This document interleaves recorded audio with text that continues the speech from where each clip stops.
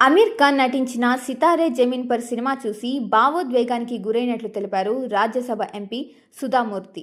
అమీర్ ప్రధాన పాత్రలో నటించిన ఈ సినిమా జూన్ 20న ప్రేక్షకుల ముందుకు రానుంది. ఈ నేపథ్యంలో ప్రముఖుల కోసం ప్రత్యేక ప్రీమియర్ను ప్రదర్శించారు. దీనికి సుధామూర్తి కూడా హాజరై సినిమాను వీక్షించారు. అనంతరం రివ్యూ చెప్పారు. గొప్ప సందేశాత్మక చిత్రమని ప్రశంసించారు. 'సితారే జమీన్ పర్' కనువింపు చిత్రం. ఎందుకంటే మానసిక సవాళ్లు ఎదుర్కొనే పిల్లలను చాలా మంది అర్థం చేసుకోరు. వారిని ఎలా అర్థం చేసుకోవాలి, ఎలా మద్దతు ఇవ్వాలనే విషయాన్ని ఇందులో గొప్పగా చిత్రీకరించారు. అలాంటి పిల్లల మనసు చాలా స్వచ్ఛంగా ఉంటుంది. సున్నితమైన మనస్తత్వం కలిగి ఉంటారు. ఎప్పుడు ఆనందంగా నవ్వుతూనే ఉంటారు. ఎదుటి వారు ఏదైనా సాధించి సంతోషిస్తే వారు కూడా ఆనందిస్తారు. ఇలాంటి వారి నుంచి మనం గొప్ప పాఠాలు నేర్చుకోవచ్చు. ఈ సినిమా సమాజంలో మార్పు తీసుకురాగలదు. అలాంటి పిల్లలను ఎవరు తక్కువ చేసి చూడకూడదనే సందేశాత్మక చిత్రం ఇది అని తన రివ్యూలో చెప్పారు.